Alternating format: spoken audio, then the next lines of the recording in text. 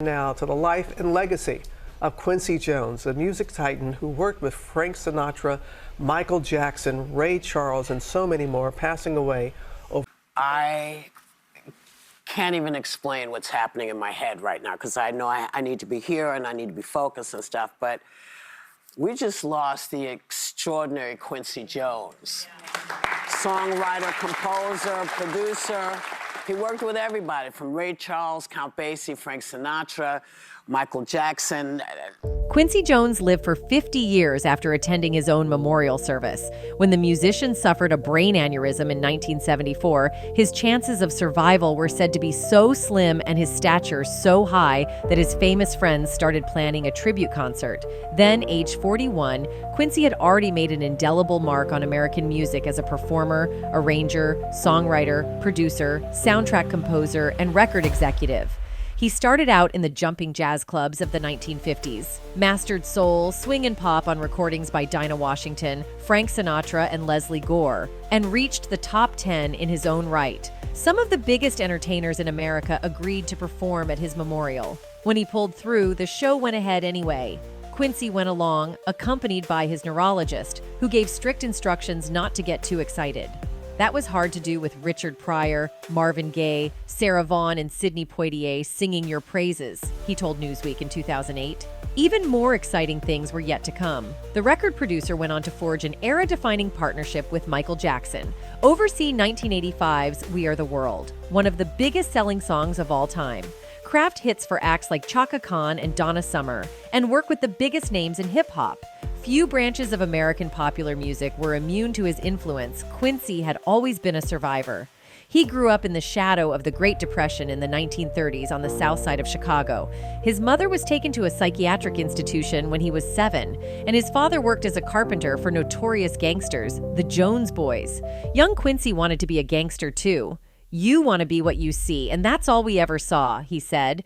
He and his brother were street rats, and when he strayed into the wrong neighborhood at the age of 7, a rival gang member nailed my hand to a fence. Another injury came from an ice pick to the face. His father took the family to Washington State, where one night Quincy and some friends broke into a community center looking for food. Inside, there was a piano. "I touched it, and every cell in my body said, 'This is what you'll do for the rest of your life,'" he told BBC Radio 4's Front Row in 2016. "The encounter changed my life," he said in a conversation with rapper Kendrick Lamar for a 2018 Netflix documentary, adding, "I would have been dead or in prison a long time ago if he hadn't discovered music." Quincy immediately began experimenting with instruments at school, settling on the trumpet, and began playing in nightclubs. At the age of 14, he made friends with another then-unknown musician called Ray Charles, who became a lifelong collaborator. He also played with Billie Holiday at 14 and got taken under the wings of bandleader Count Basie and trumpeter Clark Terry.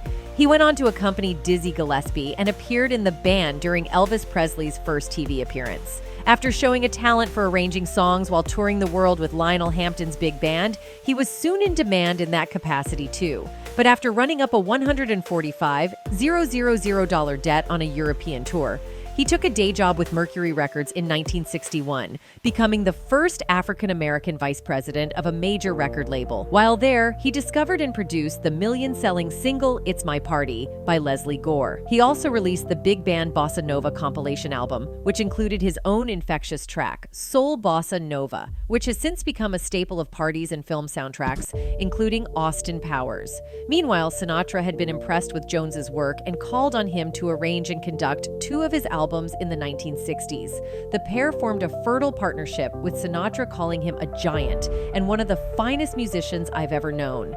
The pair became firm friends outside the studio too. 7 double Jack Daniels in an hour. Sinatra invented partying, Jones recalled. Quincy also worked with many other big names of the age, including Aretha Franklin, Louis Armstrong, and Sammy Davis Jr., while his solo album Body Heat reached the U.S. top 10. Meanwhile, he was forging a career writing soundtracks for TV shows and films, including in Cold Blood, The Italian Job, and Roots. In Cold Blood, author Truman Capote reportedly tried to have Quincy removed from the film because he was black, but he remained, and the score earned him the first of 7 Oscar nominations. Another soundtrack was The Wiz, the 1978 film musical version of The Wizard of Oz, which starred Diana Ross and a 19-year-old Michael Jackson, who was looking to branch out after finding childhood fame in the Jackson 5.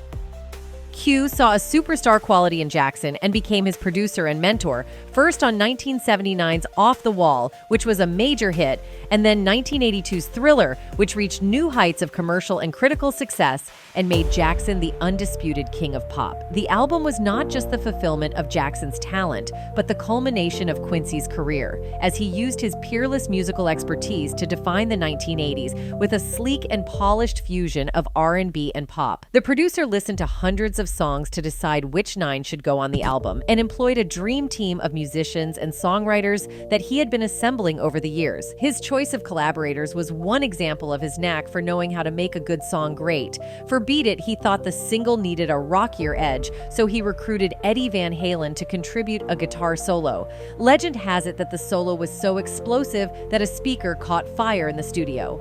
And when it came to the title track, Quincy didn't like the original name Starlight, so he asked its writer, Rod Temperton, to come up with something different. Temperton renamed it Thriller and recast it with a spooky theme. Q topped it off by asking his wife's friend, horror actor Vincent Price, to record a spoken word outro.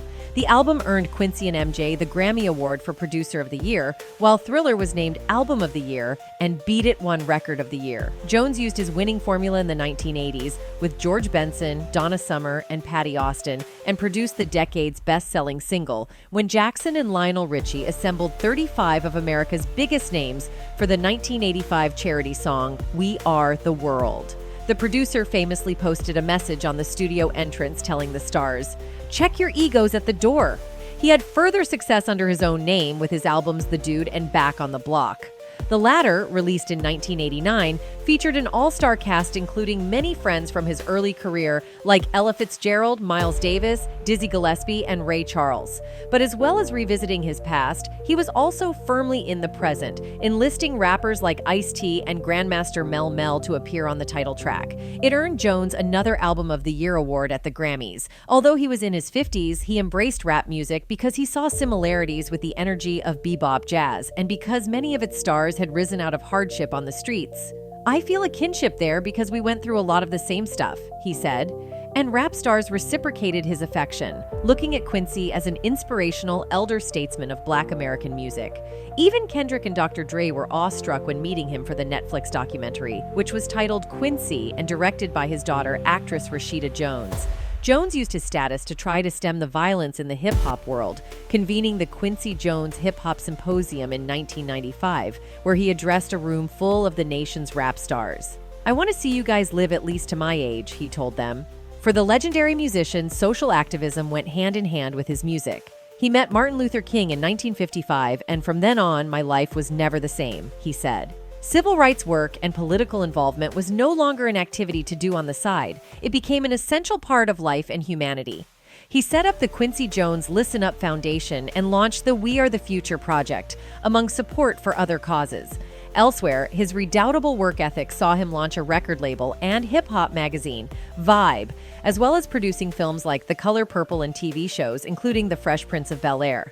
With that workload and an accompanying long-standing drinking problem, his family life and his health both suffered. He married and divorced 3 times, having a nervous breakdown after splitting from his third wife, Peggy Lipton.